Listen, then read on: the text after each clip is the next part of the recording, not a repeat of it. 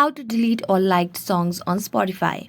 Hello everyone, welcome to this channel. I'm Emily and I'm here to help you out today. So without any delay, let's get started. Now first of all, launch the Spotify application on your device. As you do that, make sure you're logged into your account. And as you're logged into your account, you can see the option of your library at the bottom of the screen. So tap on your library. Here you can see the option of liked songs. So just tap on it. And here you can see all the songs that you have liked over the period of time. Now if you want to delete all your liked songs, make a long press on the song and scroll down and you can see the option of remove from this playlist. So just do that and there you go, you have removed that particular song from the liked songs playlist.